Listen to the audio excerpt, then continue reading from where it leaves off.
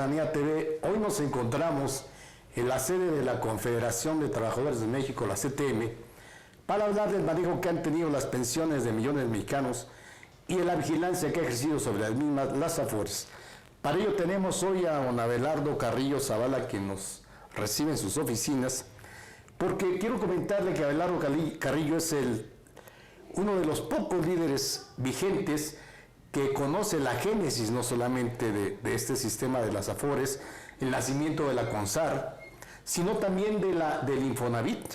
Así es. Del Infonavit, y por eso hemos venido a pedir su voz autorizada para hablar de este fenómeno que se está dando no solamente en México, sino en el mundo, porque como todos sabemos ya la primera generación de pensionados de 1997, pues está empezando a ver la cruda realidad de que no fue el 70% de sus últimos salarios lo que están recibiendo, sino apenas un 30%. Don Abelardo, pues le agradezco mucho el tiempo y la hospitalidad que nos dispensa al Diván de la Utopía. Muchas gracias, bienvenidos.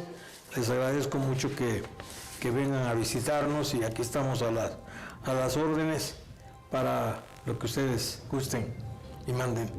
Don Abelardo, quisiera que le comente al auditorio, sobre todo a los jóvenes, que ya les tocó este sistema de cuentas individuales. Sí. ¿Cómo se da este proceso y por qué realmente el gobierno de Ernesto Zedillo lo pone en práctica, pues copiando algo del modelo chileno que se había instaurado en el 81 durante la dictadura militar de Augusto Pinochet, que me parece que son muy, muy similares? Usted, como creo que era entonces diputado federal. Sí, me ha tocado todo el proceso con las distintas diferencias. El Infonavit cumple 50 años y yo formé parte de la 48 legislatura donde se promulga la ley del Infonavit y pasan 25 años y nace ya el sistema de ahorro para el retiro, el SAR, y me ha correspondido a mí el gran honor de formar parte del Poder Legislativo, desde aquel entonces con don Fidel Velázquez, que estaba al frente de nuestra Confederación de Trabajadores de México. Y todo esto pues se dice rápido, pero pues pasan muchos años y se va consolidando los derechos sociales de los trabajadores, claro, que se plasmó desde el constituyente del 17. Y por ejemplo, la vivienda, antes de que naciera el Infonavit, aun cuando estaba contenida en el artículo 123 constitucional, la vivienda de los trabajadores, pues era prácticamente letra muerta, porque no se podía cumplir con ese mandato de la Constitución, porque las empresas no tenían los recursos para dotar a todos sus trabajadores. Y se escucha por primera ocasión en un Consejo Nacional en 1971, en un Consejo Nacional de la CTM, la idea de que se cumpliera con ese mandato. Y el presidente Luis Echeverría escuchó el planteamiento. Y al año siguiente, en 1972, se crea el Infonavit. Y yo en aquel entonces, pues como les platico, formaba parte ya de la Cámara de Diputados. Tuve oportunidad como miembro de la CTM de representar a los distritos de mi estado, que es Campeche, en 4 ocasiones. Entonces, me ha correspondido a mí el privilegio, la fortuna y el gran honor de estar en todo ese proceso histórico que se ha venido dando en México, en nuestro país, para crear las instituciones que le den vigencia a los derechos sociales de los trabajadores. Y efectivamente, el modelo del pensionario de México tomó datos, tomó conocimientos históricos de algunos países que ya contaban con este tipo de prestación para los trabajadores, particularmente chileno. Pero se creó un sistema que no fue exactamente copia del chileno. Se tomaron algunas cosas, ciertamente, pero fue una especie de toma de información, inclusive de algunos países europeos. Entonces nace el sistema de ahorro para el retiro, 25 años después que nace el Infonavit. Sí, nos vamos del 72, 1972 nace Infonavit, 1992 nace el sistema de ahorro para el retiro. 20 años. 20 años.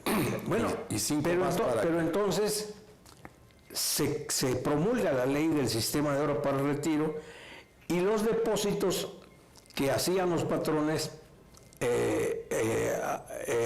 era directamente a la banca privada. Pasaron 5 años que ya nació y creció un fondo y es cuando se crea hace 25 años lo que se conoce con el nombre de Afores, que no es otra cosa que las administradoras del fondo para el retiro de los trabajadores. Con ella, con las Afores también, pues nace la autoridad que rige al sistema, que es la CONSAR, la Comisión Nacional del Sistema de Ahorro para el Retiro, de la cual yo he formado parte desde su creación. Creo que soy el decano de la representación obrera sí. en ese órgano. He permanecido prácticamente todo el tiempo desde que se creó el SAR y desde antes, como les digo, representando a los trabajadores por parte de la CTM.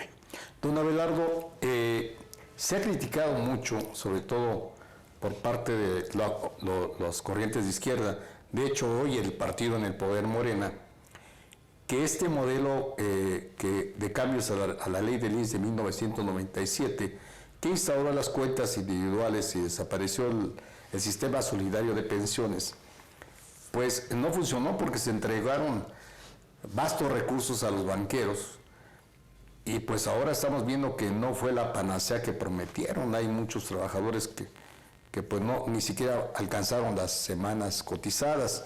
Mi pregunta es, don Abelardo, en esa generación de diputados que avalaron esta reforma, ¿previeron ustedes que esto no podría funcionar? Bueno, yo creo que esa apreciación no es exacta, porque tanto el Instituto del Fondo Nacional de la Vivienda para los Trabajadores, el Infonavit, como el sistema de ahorro para el retiro, se dieron los mecanismos apropiados y ambas instituciones, desde mi particular punto de vista, son perfectibles. Si con el tiempo se han ido perfeccionando. Efectivamente, como me señalas, el sistema, en los primeros 5 años los depósitos se hicieron a la banca privada. Pues así se empezó a formar el fondo. Y a los 5 años nacen las conocidas Afores, sí. O sea, las administradoras del fondo para el retiro. Y junto a ellas nacen las CIEFORES, que son las sociedades de inversión, que son las que colocan capital para crear empleo y cosas que la propia ley establece.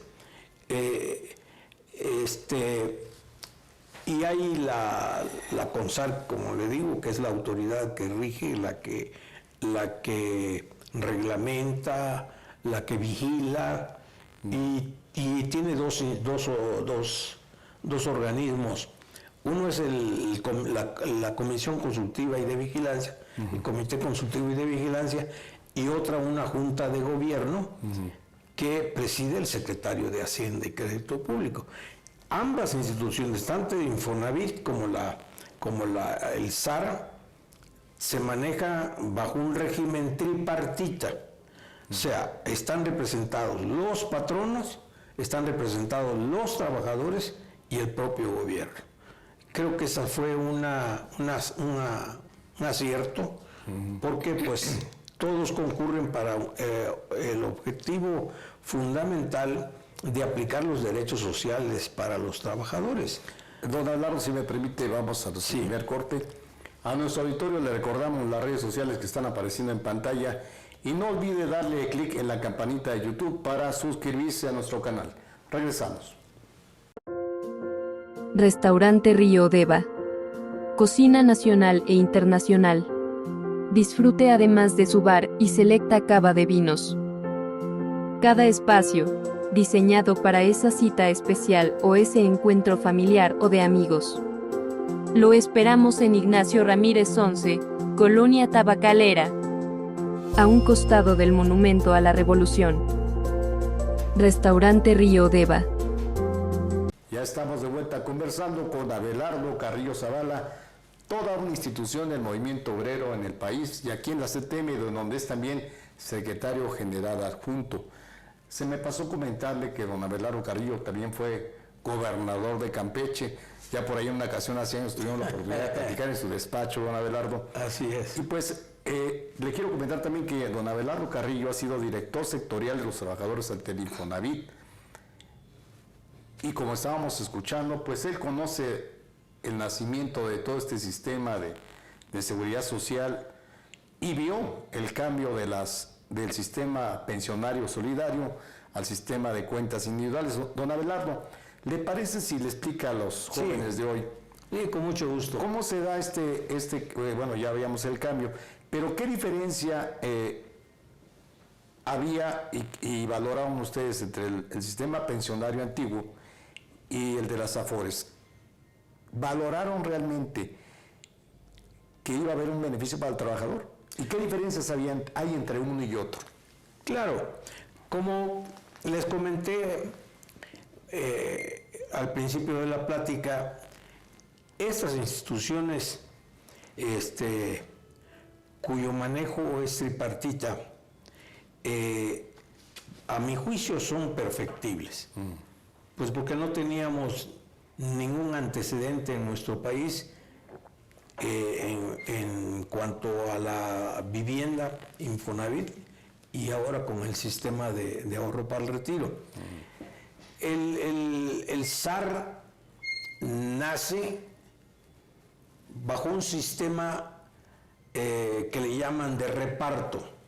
De reparto quería decir que se va haciendo porcentajes anuales y se daban rendimientos, pero no se les entregaba a los trabajadores, ni tenía un control sobre sus saldos.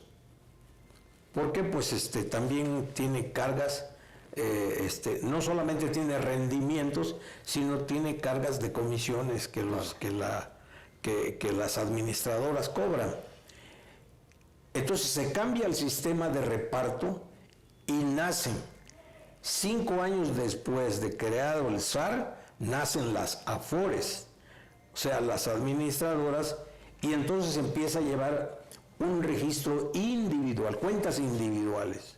Entonces el trabajador puede ver periódicamente los informes, los estados de cuenta que pasan cada una de las administradoras, y ahí se da cuenta si tiene mayores rendimientos y qué cargas de comisiones les hacen. Don Abelardo, pero ¿era necesario este cambio de abandonar el viejo sistema solidario al de cuentas individuales? Bueno, yo tengo la impresión de que en un principio no se pensó realmente en un fondo efectivamente para que se jubile el trabajador.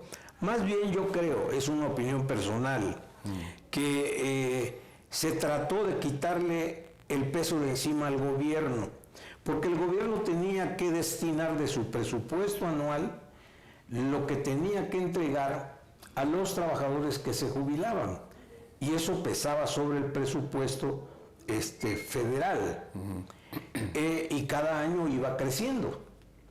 Entonces, eso con el tiempo, si no se tomaban otras medidas, pues iba a ser muy gravoso para el erario público. Por eso fue que se pensó más en que los rendimientos y las comisiones vayan a parar una cuenta individual en donde cada trabajador pueda ver,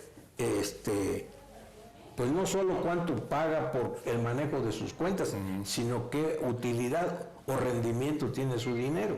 Y hay cosa que actualmente existe. Cada trabajador sabe efectivamente qué es lo que... Entonces el gobierno resolvió su problema del incremento anual que tenía que destinar para el pago de las pensiones.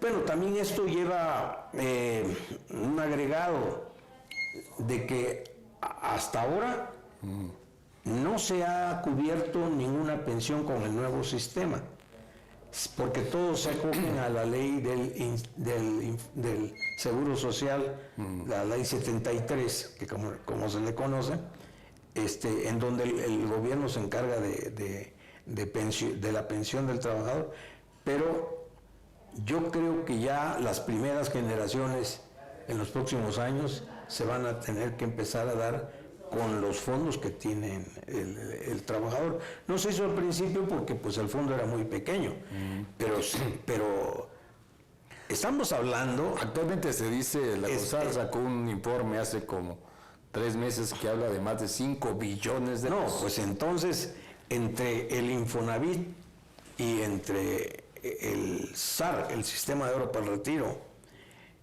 pues estamos hablando de más de 6... Actualmente más de 6 billones de pesos. Claro. O sea, millones de millones.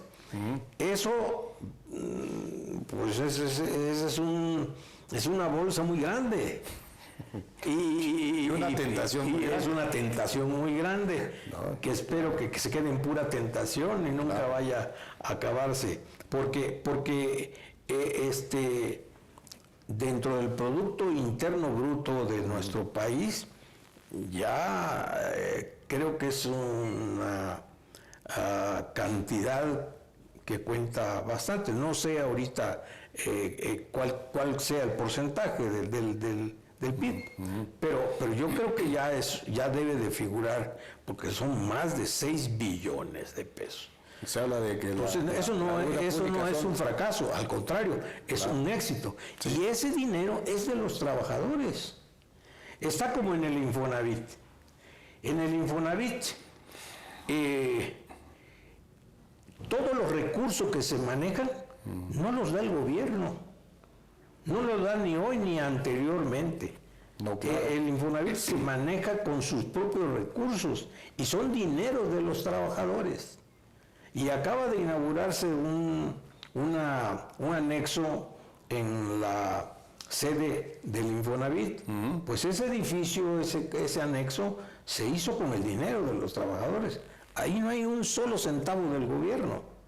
Por cierto, don Abelardo, aprovechando el viaje, la pregunta es obligada. ¿Cuánto costó el anexo del Infonavit? No tengo la cifra, yo no tengo la cifra actual. Yo pienso que pues es un gran edificio, no retengo yo la memoria de cuánto fue en un principio. Porque, como usted decía, la función, el órgano del Infonavit funciona a través de una comisión tripartita. Sí. Se supone que tiene la administración le tiene que informar. Seguramente el dato la tiene la Dirección Sectorial de los Trabajadores y la Dirección Sectorial Empresarial, porque existen, aparte del director general, que es el que propone el presidente de la República, el sector empresarial propone a su representante, y el sector obrero, mayoritariamente la CTM, es el que propone al director de los trabajadores. Yo termino mi trabajo como gobernador de Campeche en 1991. Inmediatamente don Fidel Velázquez me comisiona para estar como miembro del Consejo de Administración del Infonavit. Y después de 10 años, o después de 15 años, entro como director sectorial. Yo estuve sirviendo de manera directa al Infonavit 25 años. Don Abelardo, si me permite, vamos a nuestro siguiente corte. Sí. Hablando de este cargo de director sectorial, ahorita le voy a comentar una anécdota que me comentó el arquitecto Rafael Rivapalacio Pontones sobre su cargo. Pero si me permite, a nuestro auditorio le recordamos nuestras redes sociales que aparecen en pantalla y los invitamos a ver esta cápsula que esperamos sea de su interés. Regresamos.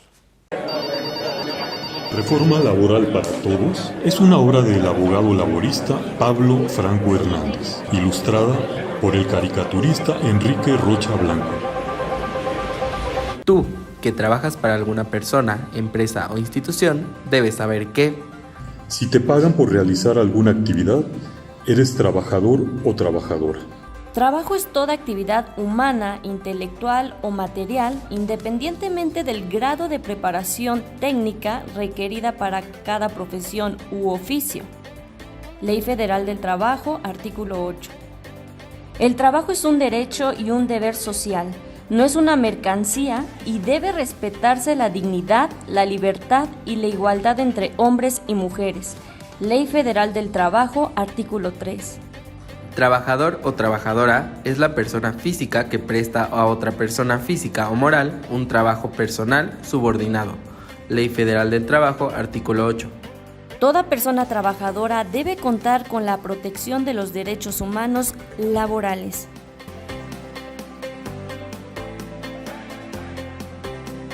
Bajo el patrocinio de la Fundación Friedrich Ebert.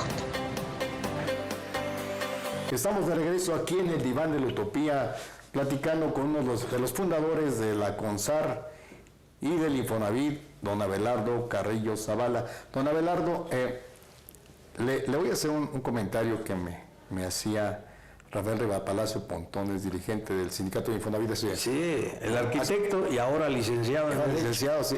Hace una semana lo entrevisté y me decía Rafael Rivapalacio Pontones. que pues había por decirlo, un mal fario aquí de algunos dirigentes de la CTM en el cargo del Consejo Consultivo, porque decía que pues todos los dirigentes duraban 12 años y a los 12 años se morían. Y me dice, yo le comenté a don Abelardo a los 10 años, y a los 10 años renunció, más vale. Sí, en promedio, entre 10 y 11 años, son los que han durado. No, el sector obrero, con el actual director sectorial de los trabajadores, son 5 los que han habido. El primero fue don Justino Sánchez Madariaga, después don Blas Chumacero, el tercero Javier Pineda Cedino, el cuarto un servidor Abelardo Carrillo y el actual Mario Macías. Oiga, Y ha habido esa situación. Yo cuando llego a la dirección, como le digo, estuve 25 años trabajando ahí, 15 en el Consejo de Administración. Y cuando yo iba a cumplir 10 años como director sectorial, me faltaron 4 meses para cumplir. Yo dije a principio de ese año en que cumplía yo los 10, que tenía yo que renunciar o salir del instituto, porque había el antecedente de que los directores anteriores todos habían salido con los tenis por delante, ¿no? Y efectivamente, a mí yo quería alcanzar los 10 años para ver si me jubilaban también del Infonavit. Me faltaron 4 meses, pero no se me concedió eso. que dijo, más vale. Pero yo sí tenía prisa por salir, porque no voy a hacer la de malas. Si aquí estoy todavía, ya tiene, yo salí en agosto del año 2018, dejé de ser director sectorial. Y estoy feliz sirviéndole aquí a don Carlos Aceves del Olmo, que es nuestro líder nacional actual. También estuve con don Joaquín Gamboa y con Leonardo Rodríguez Alcaine. Me ha correspondido la fortuna de acompañar a los líderes de la CTM, como lo hago ahora con Carlos Aceves del Olmo. Pues qué bueno, don Abelardo, que tomó la decisión de Yo creo que acertada. Acertada, ¿no? Le quiero comentar algunos datos que dio a conocer la CONSAR, lo que le decía. Sí. La CONSAR dice que lo que va de 2022, pues esto era hasta septiembre pasado, las Afores habían reportado minusvalías por 473 mil millones de pesos. Tan solo en agosto se esfumaron 71 mil millones de los ahorros de los trabajadores. Usted, que es la parte representativa de los trabajadores en la CONSAR, ¿qué está pasando? ¿Por qué tantas pérdidas? Y en este sentido, ¿no hay un mecanismo para vigilar realmente en dónde están invirtiendo los banqueros el ahorro de millones de trabajadores? Sí, de eso creo que existe información correcta y adecuada. Es muy difícil entender ese fenómeno de las plusvalías y las minusvalías. Sí. Pero nosotros nos detenemos un poco más en las minusvalías porque ha habido una polémica que nosotros entendemos que esas minusvalías son pérdidas. Se nos rebate diciendo que no son pérdidas, sino que es un tema contable, ¿verdad? Y que se recupera en el tiempo. Y efectivamente, es un tema muy técnico. La verdad es que es difícil de entenderlo y más de explicarlo. Porque ese fenómeno se da por los fenómenos de inflación. Hay una inflación mundial actualmente, hay un fenómeno financiero que afecta a los países. Ahora se dice que por la guerra de Rusia con sus vecinos ucranianos, ¿no? Entonces, pero que también se ha dado por otras situaciones a nivel mundial o por fenómenos locales. Lo que se está sufriendo actualmente de las minusvalías se da por ese fenómeno, pero también se dio por fenómenos del Golfo Pérsico, cuando la guerra del Golfo Pérsico. Pero ya en esta última sesión que tuvimos en la CONSAR, en la Comisión Consultiva, se ha recuperado un tanto. La verdad yo no tengo los elementos técnicos para explicarlo, pero si por ejemplo hay una minusvalía y usted tiene necesidad de retirar sus recursos, le pega porque tiene minusvalía. Ese es el asunto, pues. Y te dicen, si no quieres perder, no saques tu dinero. Entonces, esperarte que se recupere para que tenga plusvalía, o sea, que se recupere. Entonces, esa es una situación que si tú tienes una necesidad urgente, pues tienes que retirar tu dinero con la pérdida de lo que le llaman minusvalías. Lo que te aconsejan es no sacar tu dinero, pero si un trabajador tiene una necesidad, una urgencia, pues no lo saca por gusto, ¿no? Claro. Y entonces ahí sí tiene una pérdida porque a como esté colocado dinero. El trabajador dice con sobrada razón, aquí veo mi estado de cuenta que me mandaron en enero, por ejemplo, y dice que tengo 500,000 pesos. Pero luego me dicen en febrero o marzo que tengo 400, quiere decir que ya perdí 100. Sí, así es. Entonces nos rebaten a nosotros diciéndonos que ese fenómeno se recupera. Es muy difícil de entenderlo, la verdad. Yo con todos los años que tengo ahí, me lo han explicado técnicamente, pero yo no soy técnico, soy práctico. Entonces, solamente en una columna periodística vi una explicación bastante llana como para entenderlo, pero como insisto yo, pues eso es un tema técnico, pero que sí afecta, pero si tienes la mala de fortuna, de una necesidad para sacar tu dinero ahorrado, en el momento que hay minusvalías, ahí ya tuviste que pagar un costo. Pero don Abelardo, teóricamente también cuando se aprobó la ley del 97 y después, me parece 2005, 2006, cuando se hicieron los cambios a la ley del ISSSTE, se decía que estos sistemas de afores iban a servir para invertir en proyectos de desarrollo nacional.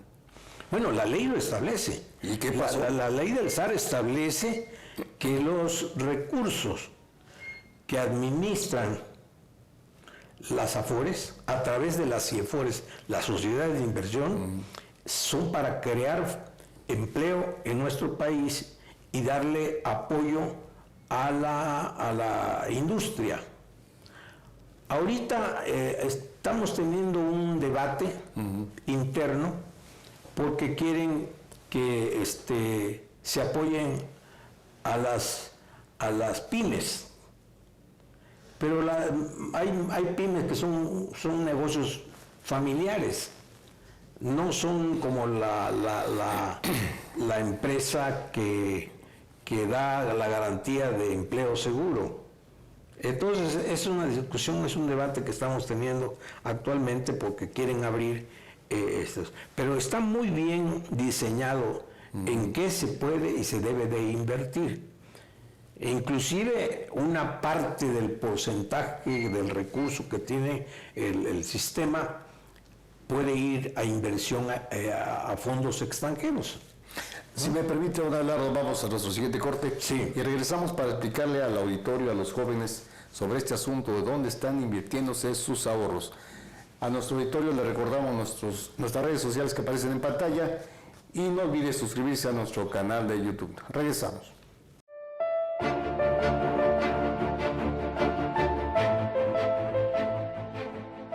En Cita con la Sororidad hablaremos de la lucha de las mujeres en su rol de lideresas, profesionistas y luchadoras sociales para acceder en la política, la ciencia y la cultura. Un empoderamiento desde el cual buscan transformar a México. Soy Griselda Lozada y las espero en Cananea TV, porque la lucha sigue.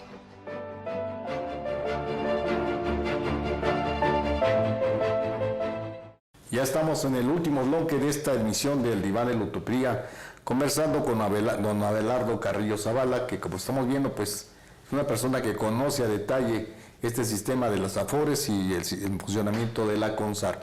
Don Abelardo, nos quedamos en el bloque pasado, pues hablando de cómo se invierten estos recursos y que deben ser teóricamente para crear empleos en el país. Pero realmente hay la certeza de que esto suceda, y le comento por lo siguiente. Algunas investigaciones periodísticas han dicho que atrás de los banqueros están organismos financieros como BlackRock, que no precisamente invierten en los países de origen, sino que se llevan las inversiones para crear y fortalecer multinacionales como Walmart y otras más.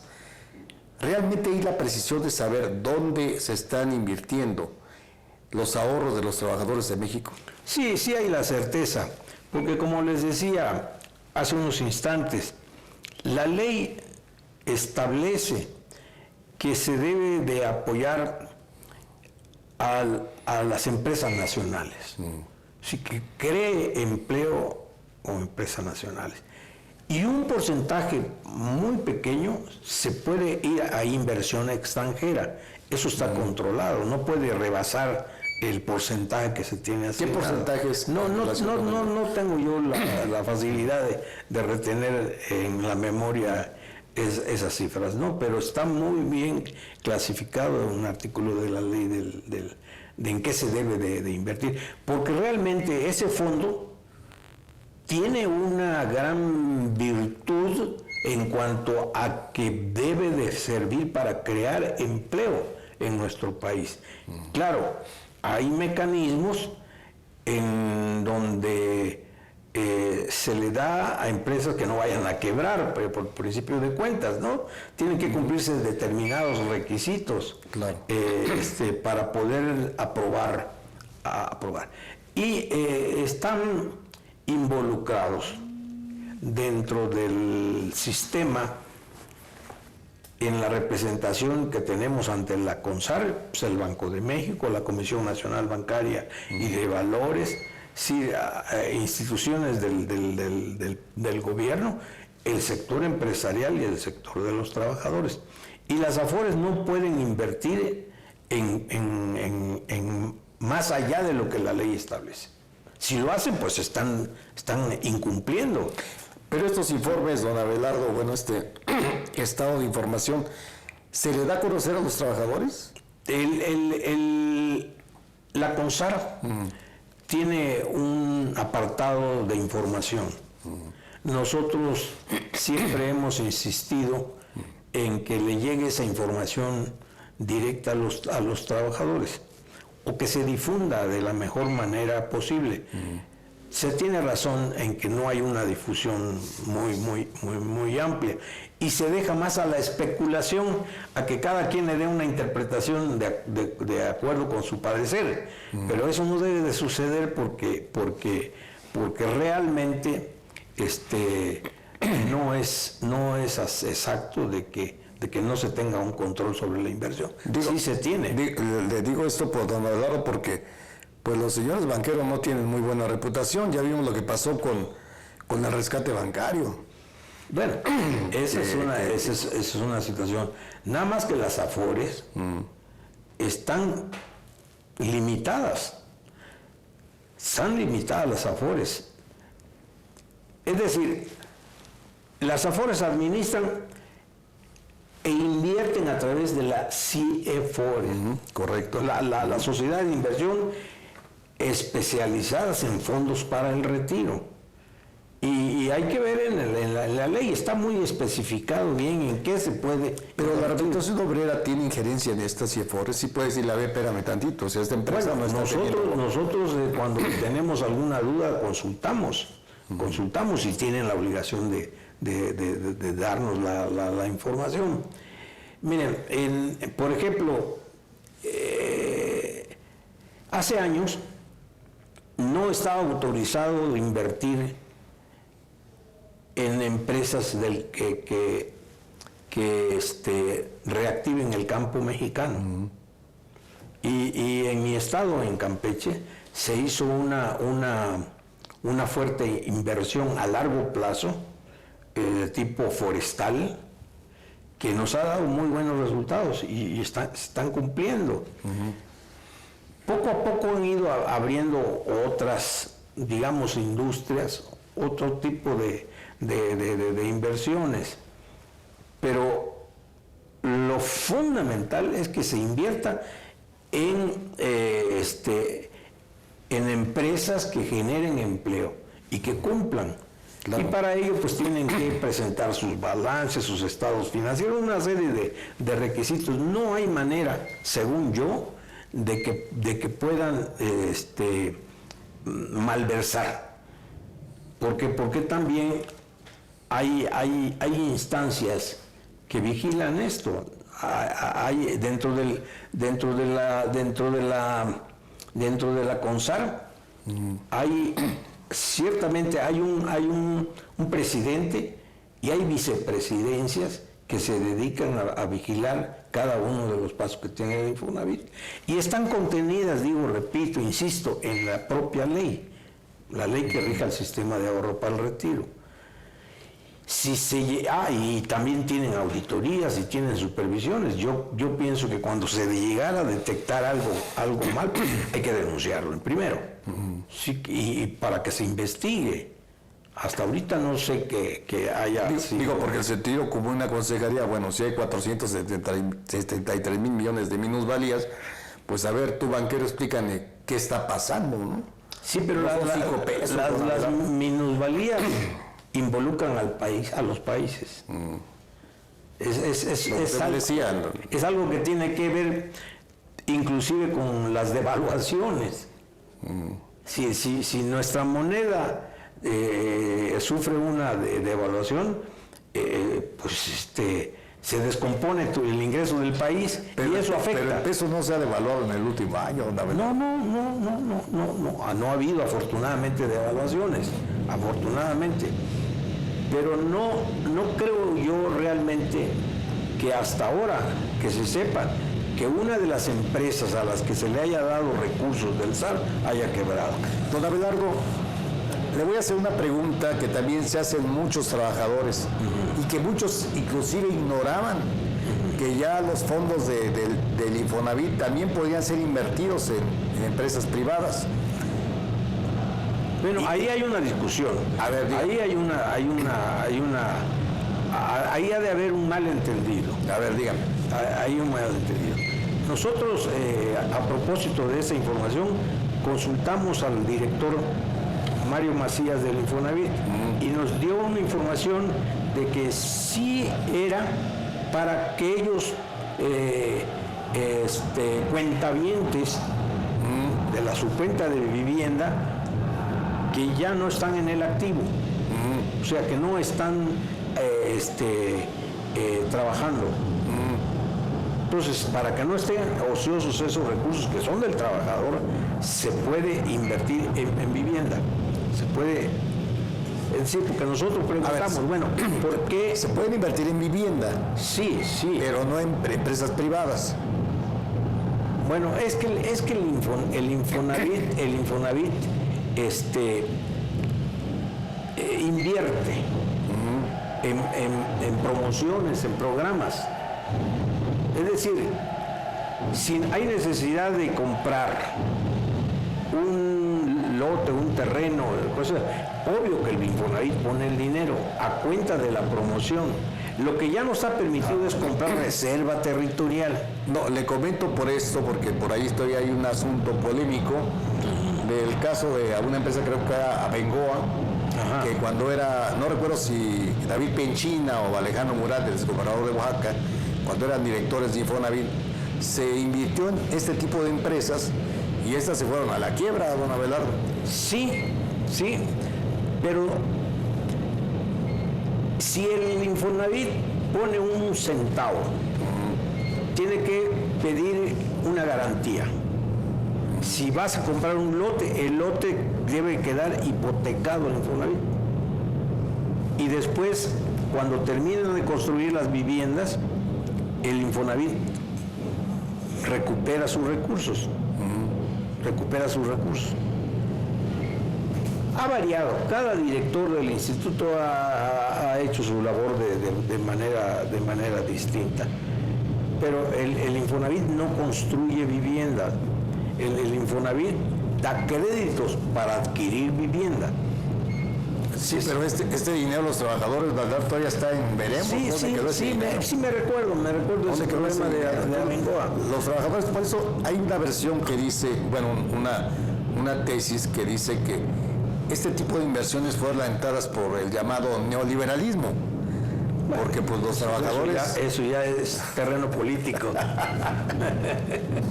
Pues don Abelardo, desgraciadamente el tiempo se nos ha terminado. Lástima porque hay muchos temas que tratar. Muy... Si le parece, aquí enfrente del auditorio de Cananea, agendamos una cita posteriormente al encontrante, porque si hay muchos temas que todavía... Y podríamos, perdón, si me da la temática, yo podría venir con la información oficial de cada punto, porque para no hablar de memoria. Claro. Sí, estas cosas son tan serias y tan interesantes y tan importantes para los trabajadores, que tiene que aseverarse con las pruebas, con las cosas que no, pues a don Abelardo le tomamos la palabra. Son necesarias. Porque el tema, como usted dice, es trascendente para millones de trabajadores, sobre todo jóvenes, que desconocen muchas cosas de este sistema.